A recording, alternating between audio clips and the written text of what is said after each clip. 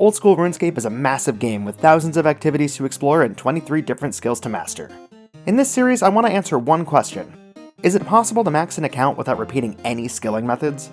It'll take a lot of tenacity, a ton of research, and an unhealthy amount of time, but welcome to episode 9 of Gillinor's first Uniqueman.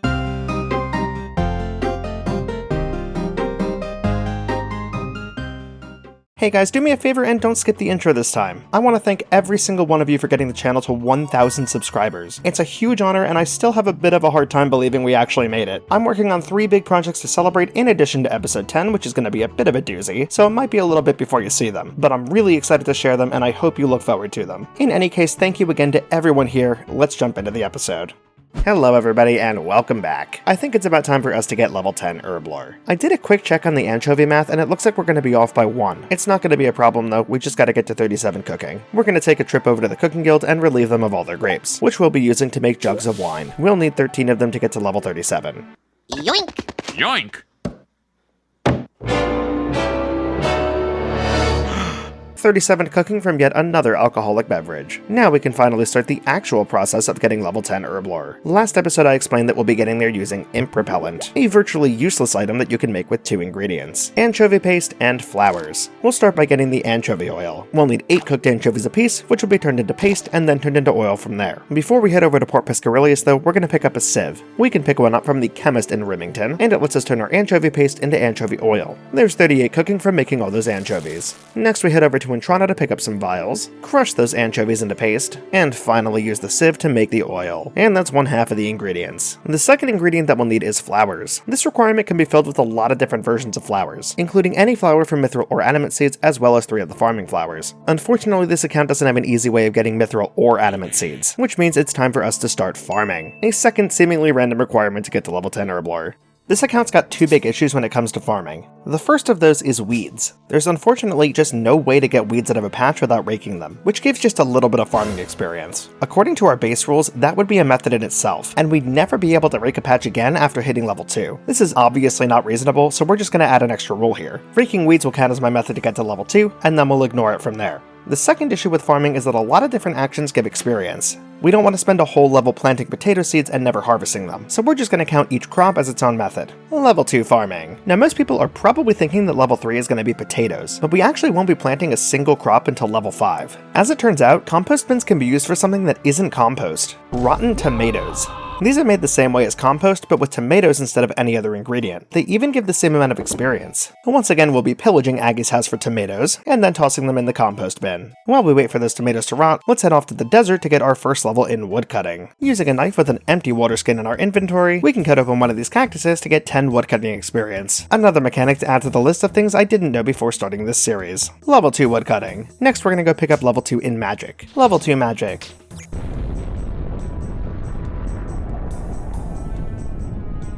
Last but not least, we'll get level 2 fletching from arrow shafts. Level 2 fletching. While we wait for the last of the time to pass, we'll pick up some tomatoes for round 2. Son of a... And now we just wait a little bit for level 3 farming. Level 4 farming is going to be basically the same thing. Instead of making rotten tomatoes though, we'll be making regular compost. While we once again do some waiting, we're going to go get another level. This time we'll be heading to Feldip Hills to get level 4 mining. Over by the fairy ring there are these piles of rocks that give you, well, rocks, for 1 experience apiece. These are mainly used in jubbly hunting, which is something we'll probably never do. Despite that, we're definitely going to be here for a little bit.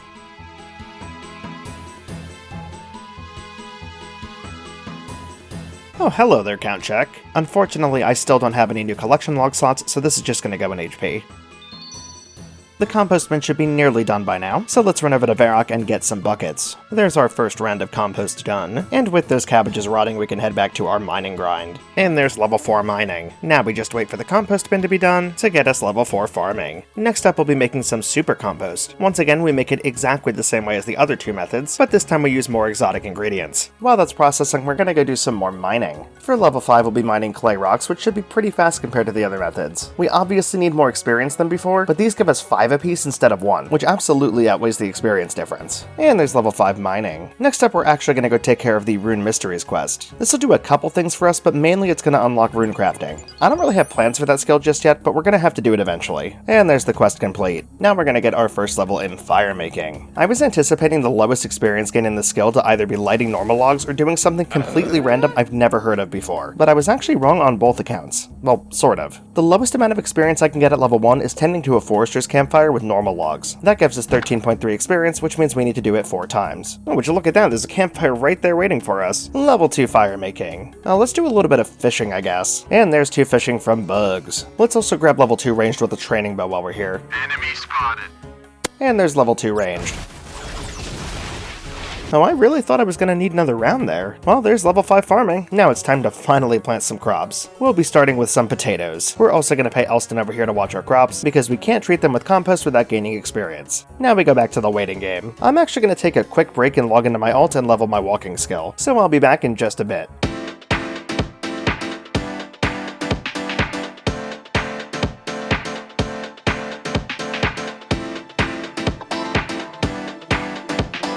And the potatoes are done, let's harvest them and see where we end up. Looks like farming level 6 is where we're going to end up. So 2 interesting things just happened. Firstly, the account is ruined. I accidentally harvested an extra potato. So that'll be it for the series. I'll see you guys never, I guess. I hope that everyone has an excellent rest of your day, a fantastic rest. Okay, but in all seriousness, I actually didn't really have a choice. It turns out there's actually no way to clear a plot once it's grown, which becomes yet another problem for this account. I think I already know how I'm going to handle this one, but I'll tell you a little bit later. For now, we're just going to go plant some barley. Barley is planted. Now we just continue the waiting game. Yeah, sure, I'll catch a pheasant for you. That's another collection log slot. Alright, time to harvest the barley. That was not a lot. Round 2 it is. While we wait for that to grow, we're going to work on crafting a little bit. We're going to need 17 capes, the color of which doesn't really matter, because we're going to be changing all of them to green capes. In order to do that, we're going to need some green dye. The only way we can get green dye right now is by mixing blue and yellow dye. First, we get some wood leaves from Falador, get Aggie to turn those into blue dye for us, and then head all the way over here in the Cabosal lands to get some yellow dye. Now all we have to do is combine the dyes, use them on the capes, and there's level 4 crafting. Let's go check on our barley. God damn, level 7 farming. Next we're gonna go plant some hammerstone hops on Entrana. Since we have no way of clearing the patch near Lumbridge without gaining further experience, we've gotta go somewhere else for now. We will eventually run out of empty patches, but we'll cross that bridge when we get there. Alright, hops are planted, and I think it's about time I explain why I'm getting farming this high when I could have done marigolds at level 2. When you harvest a marigold plant, you always get 1 bunch of flowers, and we'll need a total of 11 of them to get the Herblore level. Unfortunately, they give us 47 experience apiece, and that's not even including the experience that I get from planting them. In total, we're gonna get just over 600 experience getting these marigolds, meaning the earliest we can do it is 22 farming. On the bright side, farming doesn't have too many dead levels, so it shouldn't be too complicated, but it is going to take a long time. Now there is a possibility I can split it between marigolds and rosemary, which would theoretically make the level requirement only 15 or 16, and I'm going to be looking into that while we wait. I also want to keep up this whole thing of getting levels and random skills, because I'm like 99% sure that this is the most amount of skills I've leveled in an episode, and I kind of want to keep increasing that number. Let's go pick up our first level in construction. First things first, let's go stock up on some planks. Traditionally, one of the best places to do this has been Port Khazard, but we're actually going to head to a new spawn in Varlamore. We need to head to Varrock for a couple things anyway, so it's actually pretty convenient.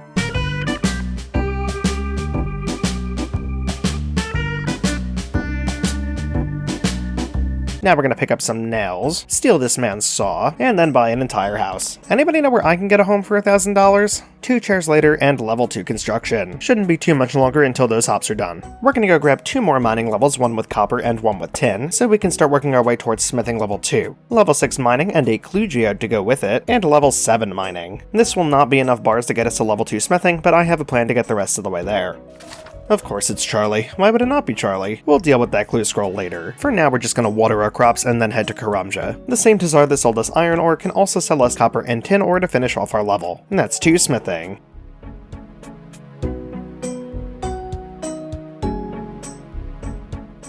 And there's level 8 farming. Next up, we'll be planting some onions. We're gonna pay to have these watched because we're about to take a bit of a journey. But I guess we're gonna do a mime show first. 2 collection log slots in 1, I quite like that. The journey that we're gonna be taking is to enter our very first raid. Obviously we're not entering this with any intention of completing it. Instead we're here to get our first level in Hunter. One of the rooms we can encounter in the chambers is a resource room, which is labeled F here in the plugin. Some of these rooms contain bats that can be caught with a butterfly net, and one type of those bats can be caught at level 1 Hunter. So what we're gonna have to do is reset the raid until we get a resource room early on. Well, we got a resource room first, but it's a fishing room, so it's not useful. Is that another fishing room first? You've gotta be kidding me. Alright, so this is a scavenger followed by a resource room. That's fine, we can just run past the scavenger and hope it's a hunting room. And there we are, there's our bats. We'll have to catch a bunch of these, but it shouldn't take too long. There's level 2 Hunter. Those onions should almost be done, so let's get another sack of potatoes to pay for the next round. That's another round of onions paid for. We're gonna head over to Varrock to pick up a new weapon so we can kill some minotaurs. Minotaurs are one of the easiest creatures to kill that drop rune or pure essence, which we'll be using to get to level 2 runecraft. And there's our first drop, we only need 1 more of these. Well, I was about to start complaining, but this genie does make things a little nicer. I'm just gonna pop this in farming to make things go a little faster, and that puts us over to level 9 farming. Before we start our next crop, I'm just gonna finish up the minotaurs. Wow, would you look at that, right at the last second. I'm pretty sure that's the last minotaur I could have killed before I get this attack level. Yep, there's level 34 attack. That was definitely pretty lucky. Next on the farming list is cabbage, which we can protect with a sack of onions. While we let those cabbages grow, let's get our first level in runecraft. Level 2 runecraft. Now let's head down to the dwarven mine and get ourselves a mithril pickaxe. We're going to use this as our next weapon since we're about to go level Slayer. Slayer is also going to have some unique rules, but I'll cover the particulars later. For the first task on this account, we get spiders. For reasons I'll elaborate upon later, we're actually going to head to Shazian to do this task. There's a single level 27 spider over there that we should be able to fight, and there's a bank right next to it so we can always restock on food. And there he is. Let's see if we can kill him before he kills us.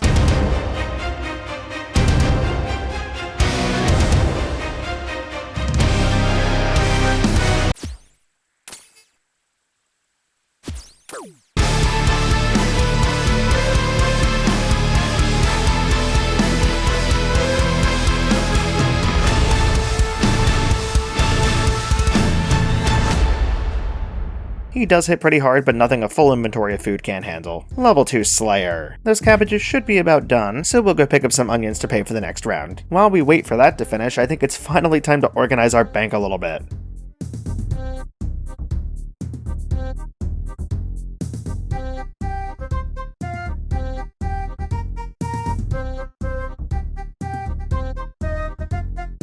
I'd say that's a pretty big improvement. We're gonna go cycle the crops and then go sell some of this useless stuff. Looks like we didn't even have to cycle them. Level 10 farming. Next up we're gonna be planting Asgardian hops. Unfortunately we're gonna have to travel quite the distance to be able to do that. Since the patches in Lumbridge and Entrana are already occupied, we're gonna have to head to Sears Village. Because it's so out of the way, we're not gonna be running around getting random levels like we were before. We're just gonna chill and AFK while we wait for these to grow. Level 11 farming. At this point we run into a bit of a problem. The next things we should be farming are guams and red berries, but there's no real easy way to get either of those seeds. We can't just buy them, and there's no low-level monsters that drop them. Instead, we're going to have to use a very esoteric system that can give these as a reward. You can talk to the wise old man in Draenor and ask if he needs anything done. He'll then give you a little fetch quest that you can turn in for some rewards. These rewards are kinda all over the place, but importantly there are some farming seeds on this table, including guam and red berry seeds. The odds of getting these seeds specifically are pretty low, but we're going to see if we get them in a reasonable amount of time. And our first reward is... Oh no. I had absolutely no idea that this could give prayer experience. Well, I suppose that's a new prayer method, but that definitely puts a damper on our plans. I'm gonna need to do some more thinking, but for now let's at least get this prayer level done. Second task is 13 bones, that one's really easy.